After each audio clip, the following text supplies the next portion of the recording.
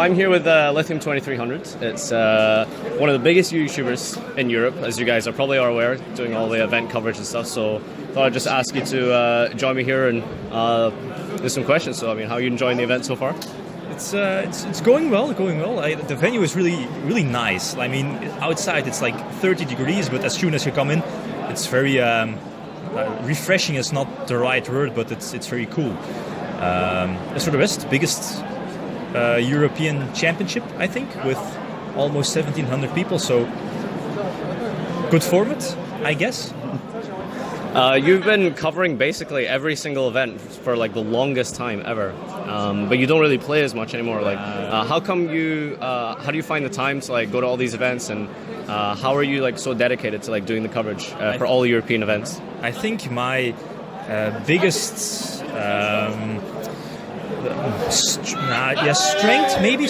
I'm not really sure if it's the correct word, but a lot of people of my locals from Antwerp and Ghent as well, like our Belgian community, are most of the time going to pretty much every YCS. So that's something that pushes me as well to go to these events, and also meeting everyone again. That's also one of those things that still get me like pumped to actually like sacrifice a whole weekend to attend the YCS or Euros or something like that. Yeah.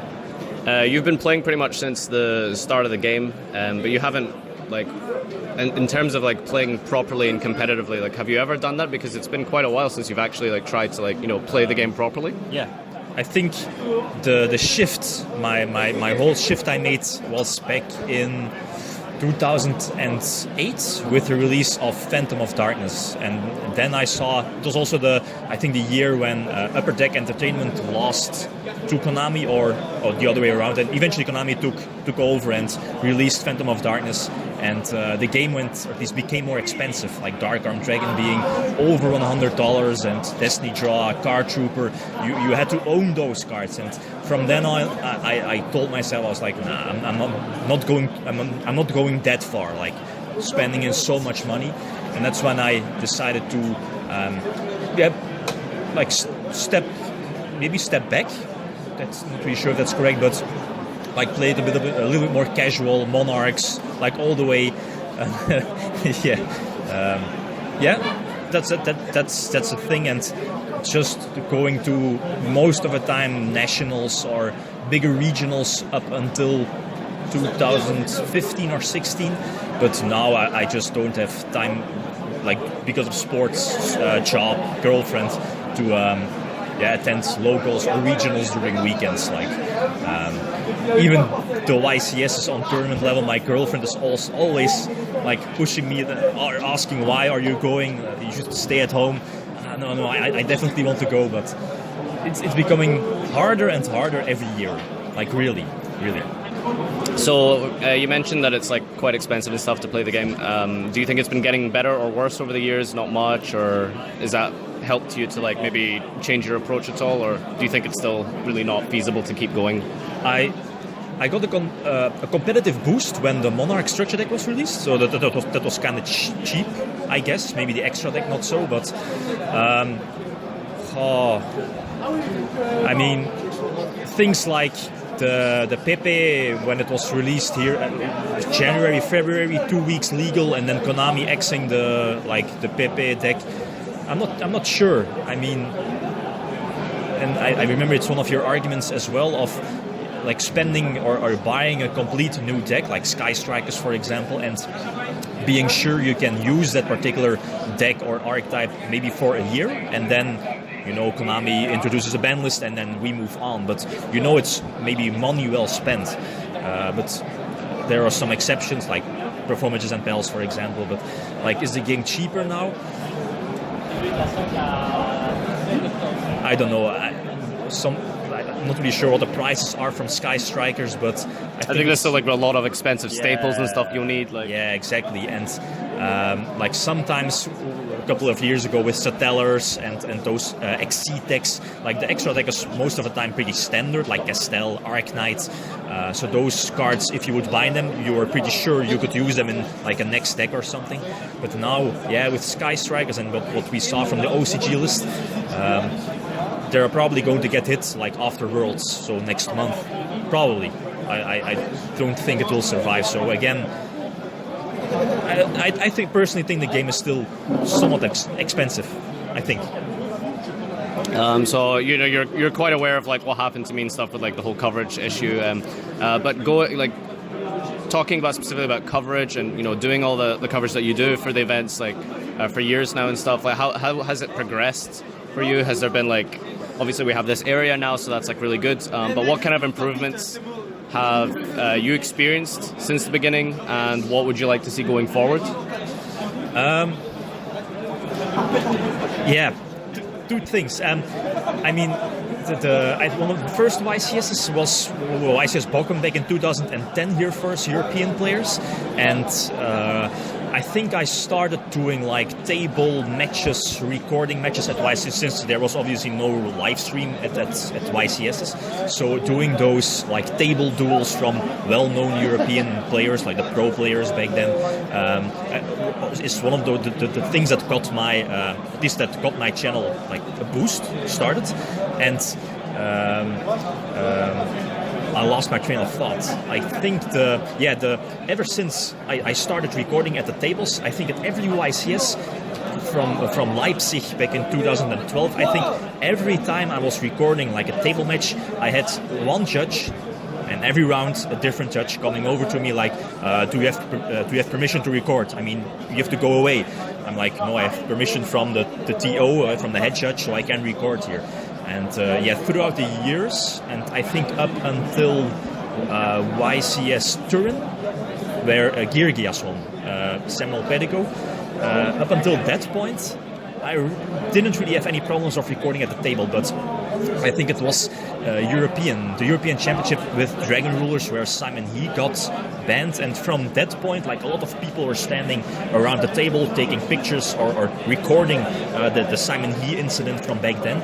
And I remember one of the Italian judges telling me you should watch out from recording at the venue, like maybe, and the next YCS I believe was YCS Turin. You should definitely stay aware of potentially getting banned, or Konami not really prosecuting, but watching out for seeing that you're not illegally recording in the venue. And from then on, it was kind of hard, like asking the players for the profiles to do it outside, since you weren't allowed to record inside the venue.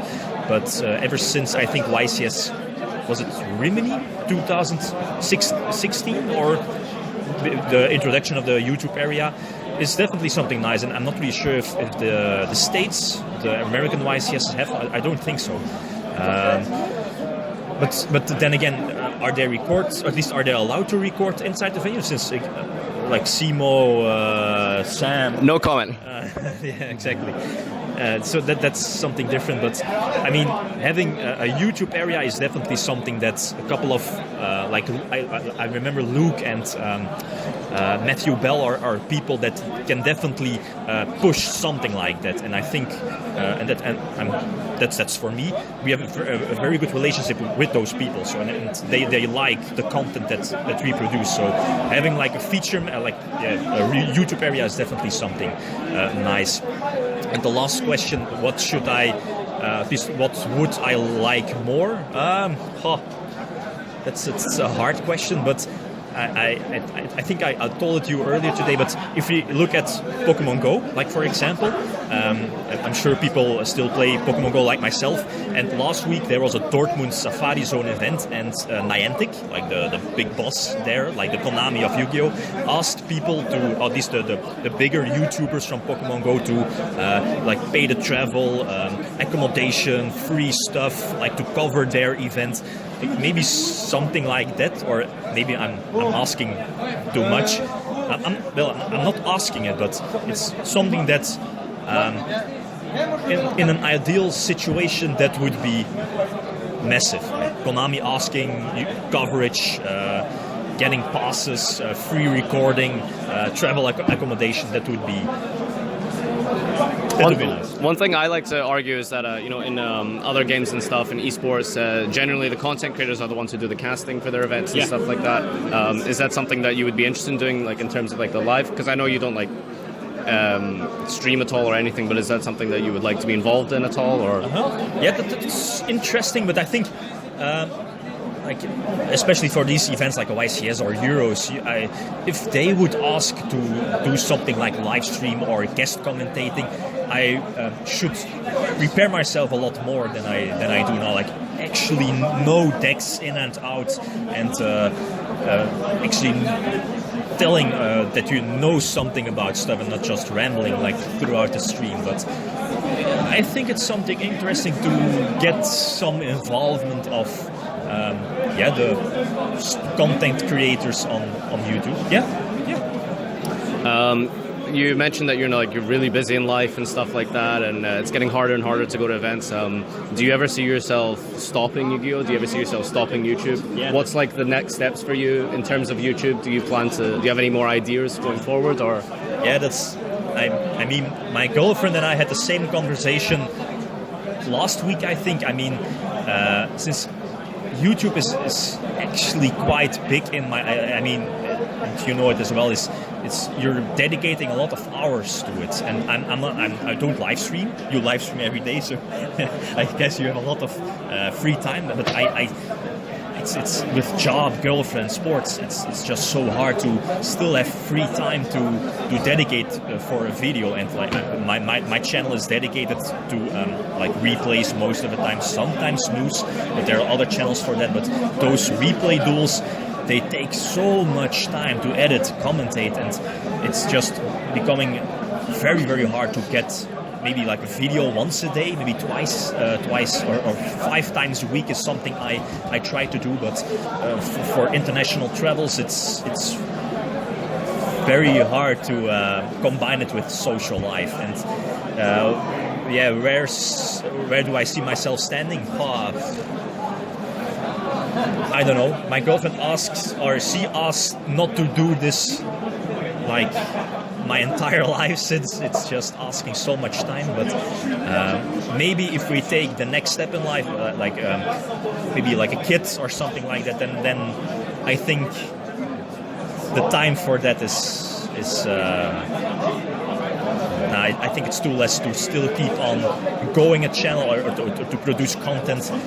But maybe a year longer. I have no clue about that, so I don't know. But I think the next step in life is going to be something like that, and it might be that I have to dedicate a little bit less time to making videos. Have you ever considered going full time or anything with YouTube and Yu-Gi-Oh? No, not really. I'm a teacher, and ever since like this year, I'm pretty sure, I'm pretty set with my job. So next year as well, and I think it's fine that I can combine things. I have my job, and I think I have enough time left to produce videos, to make videos, but it's becoming hard of doing sports, or at least I try to do some sports maybe every day, and still having to produce a video, have my girlfriend asking stuff to do, playing, at least having other hobbies. It's becoming hard. Yeah. All right, well, I guess that'll do it for us. Thanks everyone for watching, and this has been, I guess, a little introduction to Lithium2300. See you next time.